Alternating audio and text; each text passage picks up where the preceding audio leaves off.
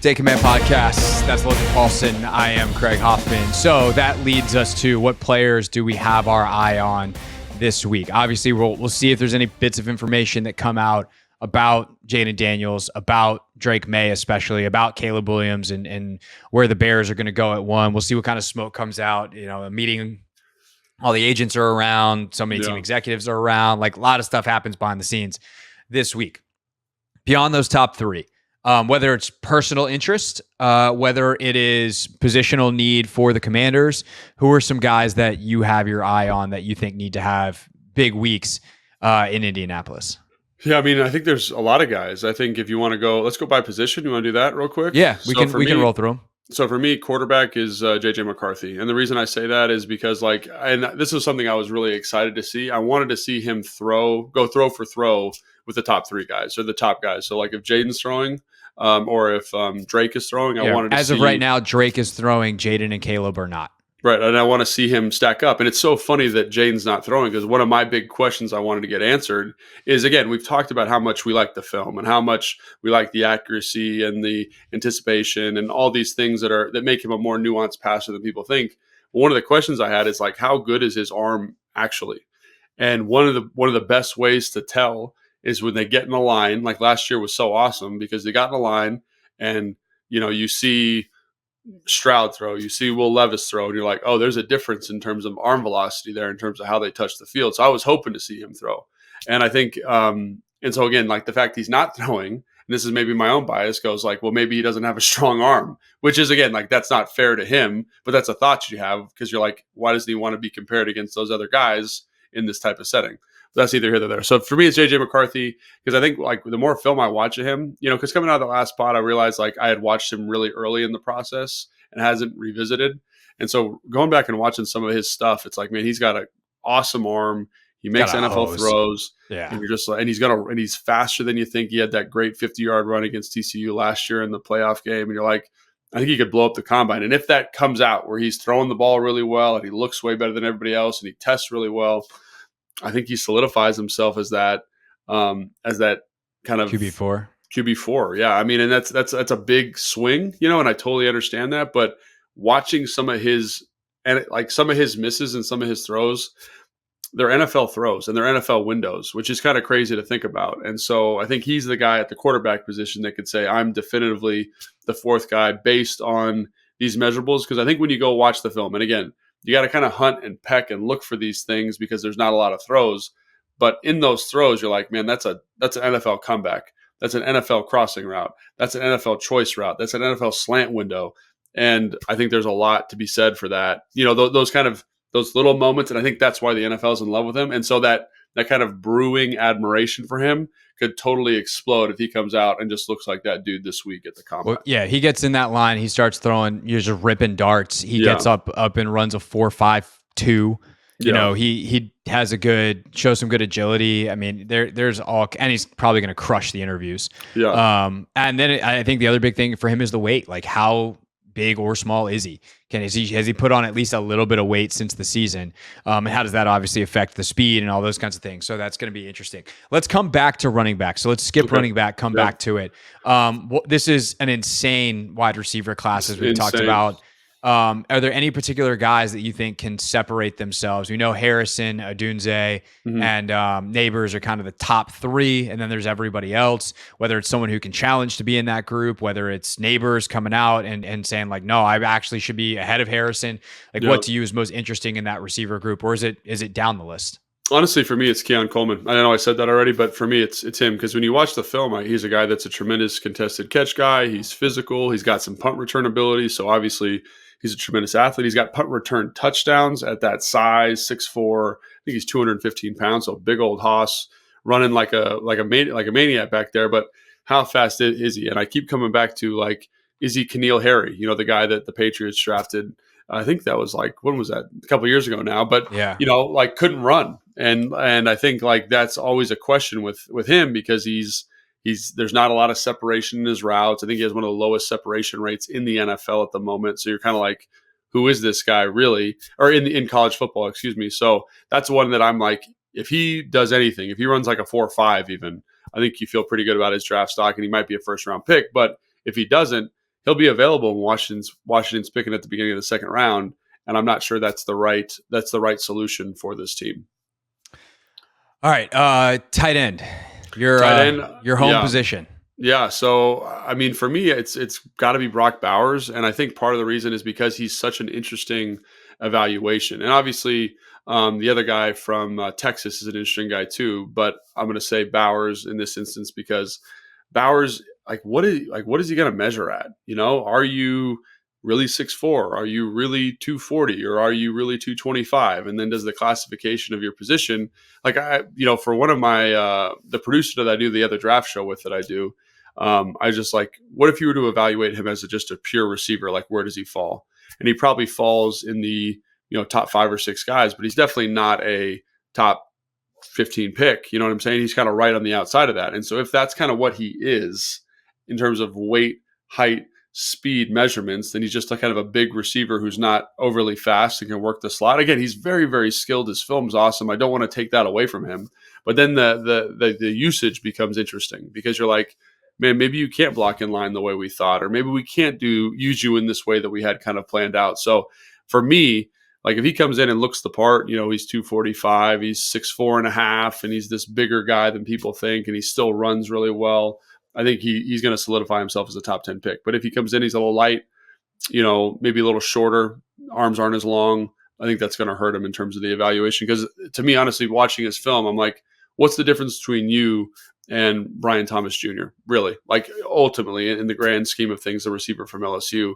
And it's really hard for me to tell because he is used as a receiver essentially in that offense, which is not his fault. And I think he's a tough guy. So I'm not trying to take anything away from that standpoint. But in terms of body size and stature and physicality, what's the actual difference? And I think the measurements could really help him out there. That's really interesting. Is that one where if he goes out and rips 28 bench press reps, that also helps him, or 30 bench press reps? Or yeah, I think it just shows a mindset if he comes out and is strong, because he plays when you watch him play, you're like, I like your physicality. I like your mental approach. I like your toughness, but I can't use you that way if you're not functionally strong. If you're not, if you're 225, I can't put you in line. You're going to be the move guy. And then essentially the defense is just going to match a nickel and we lose our matchup advantage. So that's kind of my thought on him, where it's yes, if he bench presses 225 a lot, that's fine. But to me, I want to make sure that the physicality from a measurement standpoint ends up being there for him. Because again, he's a hell of a football player. He's so fun to watch. So, really want to see him run too. Offensive line. Anybody in particular that you, especially Commanders wise, have your eye on, kind of in the range that we think that they could be looking at those positions? That's a really good question. And so for me, it's probably going to be a guy like, Patrick Paul, his brother. That he measured great at the Senior Bowl. He looked like he showed pretty good athleticism, but how does he look on field compared to your Olu Fushanus, your Joel Alts, all those kind of main guys? Is he athletically really far off, or is he kind of right in that fringe? Because I think guys like Tyler Guyton are going to move around really well. They're going to run really fast. And so can you kind of convince me through this combine that you deserve to be a high second round pick as opposed to a low second round pick? Because your measurements are awesome. I got to see the movement skills, because on film, I think one of the things he runs into is he's so big and so much physically better than everybody's playing against that he technically, and his foot speed isn't there. So if he shows great foot speed and some of the change of the direction stuff, I say, oh, well, we can get him there. He has the athleticism to do it. But if he looks kind of lumbering and slow and doesn't quite work it out, then I'm like, okay, you're probably a late second round, early third round type of player as opposed to that top of the second round guy. Am I crazy to then be like, I hope he stinks that way he falls to them in the third? I mean, that's what you should hope that for good football players, assuming that he can then be coached out of it. If that's who he is, then, well, now you've wasted a pick. But if you can coach it out of him and he just doesn't have it by the time the combine rolls around, you wind up stealing him in the third and hoorah. Well, Orlando Brown's a great example. I mean, he looked like a dumpster fire at the combine. I think he did 9 reps. He ran the slowest 40 of all time, but he's been a starting left tackle in the NFL for, 6 years. So you kind of hope that Darius Robinson, for example, part of me hopes he runs slow, because then he'll be there for sure when we're picking at the top of the second round, and you feel great about that selection because he's a heck of a football player. So.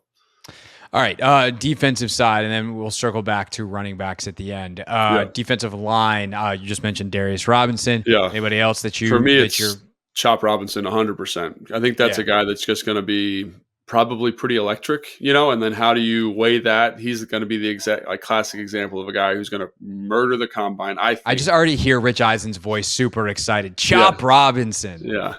And I think, he'll probably run a 4.4. Like I've heard he's going to jump over 40 inches. Like he's just wired that way. And so he's probably a second round player, but is that now a second round player that bumps into the first, and then a better football player like a Darius Robinson slips to the Commanders? So I just think he's explosive. Don't get me wrong. He's very explosive, and the film is okay. So how does that layer in this weekend? I think that'll be really interesting. All right, linebacker level. Obviously we're kind of looking for someone to pair with Jamin Davis, ideally, or are you looking for Jamin Davis's eventual replacement? We don't know exactly what Dan Quinn is going to do with this defense and Joe Witt is going to do with this defense, but that's kind of where the Commanders are. How does the class match up with either of those propositions? Yeah, I mean, the linebacker class is okay. There's I think the guy that's interesting is Jeremiah Trotter, because he's Jeremiah Trotter Jr., from Clemson. It'd be real weird if his dad was back in the draft. Yes, that would be really weird. Everyone just went together. Damn, I'm old. And he's a very smart football player, but he doesn't look like he's got great range on film. So if he comes out and says, hey, I am a smart football player, but I'm also a plus athlete in some capacity, I think that would be really encouraging for the Commanders who are looking to fill a need at linebacker. The other guy that's interesting is the linebacker from Michigan. There's two of them. I can't remember his name at the moment, but if he tests well, he's kind of in that same bucket, a very smart player, very challenging defense, pro-style defense at Michigan, comes out and looks like that guy. From an athletic standpoint, I think you say, okay, we've got two pieces here that can come in and potentially play Mike as a young football player, not because their instincts are so high. And I think with linebacker, one of the things I'm always looking for is the melding of instincts and athletic traits. And the hard part is you can't usually find both those in one person. You looking for Michael Barrett or Junior Colson? Junior Colson. There we go. That's the guy. Right. Junior Colson. Defensive back. This is a weird one that we're gonna have to spend some time on, because this is an area where I think Washington could attack in free agency. We're obviously waiting to see, do they franchise Cam Curl? Probably not, but it still could happen. What do they try to re-sign Cam Curl? Do they, everyone is raving about Quan. They had the assistant coach availability last week, and he's one of the guys that already sticks out to everybody, but sticks out as what? Is he a safety? Is he a corner? He's a Buffalo nickel? What is Quan Martin? So trying to figure out how this class fits what the Commanders' needs is damn near impossible, because we don't know what they need, but what's the class look like? So the class is interesting because I feel like there's a couple guys at the top, like Terrion Arnold, and Wiggins is another guy that sticks out from Clemson. Arnold's from Alabama, obviously. The guy from Iowa, Cooper DeJean, is a really good football player, but kind of falls in that Quan Martin bucket where he's an excellent football player. So I don't want to diminish what he is, but he's a guy that to me at the combine could make himself a ton of money, because people have a lot of questions about his take the top off type of speed, but he's instinctive, he's physical, he can play safety, he can play linebacker, he can play cover corner. But if he runs well, I think you feel pretty good about it. But I do think that because of the saturation of the spread offense in college football, you got a lot of guys who are good but not great in this class. So I think I go back to what Dan was saying about finding people with traits that fit your defensive vision. So longer armed corners, kind of those hybrid safety players. That's why Cooper DeJean is very interesting to me. The safety from Washington State, whose name escapes me at the moment, but bigger guy, 6'3", 215, can play linebacker, can play in the post, has some coverage ability with the tight end. But again, those types of guys are pretty common throughout, and it's just about kind of what fits the defensive vision here. And I think that's something that I find interesting. And you kind of mentioned that with Quan. I think having Quan's a good problem to have, because I don't think he's a true outside corner, but I think he kind of fits Jayden Hicks. Thank you, Will. He's the guy from Washington State. Really good football player. A lot of fun to watch. But again, kind of gives you that flexibility that I think they like. And so maybe they value guys like that a little bit more than, your Wiggins from Clemson, as an example, who's a true outside lockdown corner, who's not overly physical when it comes to making tackles and stopping the run. So Yeah, it's I have no idea what they're gonna do in that secondary. And it's like, from re-signing Kendall to what they do with Quan to what they do with Cam, like it is as a position, I feel good about them figuring it out because of the track record of this staff, specifically with the secondary. But it is one that I'm totally unsure at this time how that solution ultimately looks. All right, last but not least, the running back group. This is a very bizarre group of prospects. Not that like there's anything super weird about any of them individually, just collectively, typically you have one or two stud athletes where you're like, that's a first round talent. Or in last year's case, you have Bijan, who's like a top 10 talent, maybe the best player in the draft. But you're going, all right, positional value. Do they go in the first round? Whatever. There's not that guy this year. There's not some guy who's been the best player, on his team every year of his life playing running back, give him the ball and watch him juke everybody out. But you've also got this super dilution of the position at the NFL where there's good running backs everywhere, or serviceable running backs, I should say, everywhere. So it feels like are we not going to get a running back in the first round at all? Are we not going to get any in the first 2 rounds at all? Like, what are we looking at in terms of this running back class? that's kind of what it feels like. I don't think, to me, I've always heard that the value for running back is in that third round, because it's like the positional value kind of meets the athletic value. And I do think this year, I've watched probably 15 or 20 running backs, and I haven't seen one, maybe one or two. So not just to kind of give myself an out there that I'm like, this guy's a bad football player. Like, I'm like, oh, this guy catches the football well. Like this guy does this well. This guy is a good third down back. This guy runs with better power, better contact balance. So I think there's an opportunity to find a guy that fleshes out your room, that fleshes out your kind of running back guy by committee. Because, if you look around the NFL now, there's so few places that have that kind of true bell cow. I mean, even with Christian McCaffrey, who kind of runs that offense, like they need to make sure they have a really good backup in place to kind of offset what he does. So I do think, like, if you're looking for a running back in this class, there's no, Gibbs, there's no Bijan Robinson. There's that guy's not here. But when I watch them, I'm like, these guys are good football players, good contact balance, good there. And I think that's the thing. They kind of have your flavor. There's explosive guys, there's big guys, and it's kind of like, what do we need to flesh this out? And I think that's something that makes me very excited about the running back group. And again, maybe because like you talk about people kind of like biasing you before the process even starts, like they're talking about how bad the running back class is. But I'm like, no, like there's some really good football players here that get you excited about what's going on. Just no one spectacular, no one that anyone's going to be fighting over. But it's also nice to have, like, if you got Brian Robinson and you want more of a scat back type, or if you want someone who's great third down protect, like there's going to be something for everyone. It's just a question of how do you fill it out. But this is a position that I do think, we talk about the lack of value or the kind of diminishing role of running backs, et cetera. It's why it's actually important to get one in the draft, because you don't want to pay them. Like, you don't have to go in free agency and have to spend real money, even if you're a team like the Commanders. And we're going to talk about the salary cap here in a second, and how it being so very high affects Washington as the team with the actual most cap space.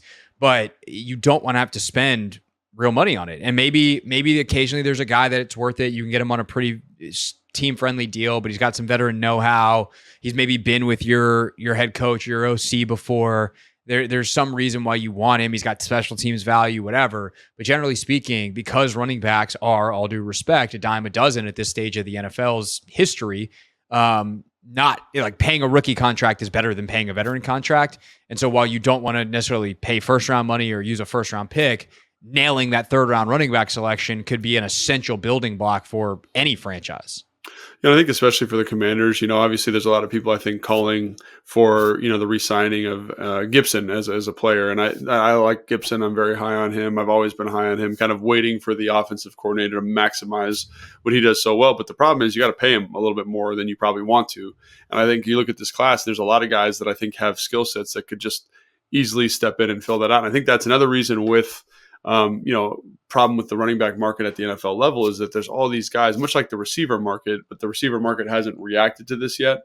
There's a lot of running backs coming in that are starting caliber or that can give you significant minutes and make your room better. And so why do I want to pay a veteran I think Christian Rodriguez is an excellent example of this. Like, why would I got that guy in the 6th round, 5th round? I don't know when I drafted him exactly, but Yeah. he is a contributing, really good football player to this team, and I am paying him essentially $0 by NFL standards. And there's 10 guys in this class, like I just mentioned, 15 guys that fit that same mold. So again, it's to me, if you want to address, there's certain positions you want to address in the draft this year. I think offensive line, I think receiver, and I think running back for this kind of third down, kind of very specific filling a niche type of player, which I think is a big deal. So yeah, Rodriguez pick 193 overall in yeah. the 6th round. So you can definitely get it later in the draft.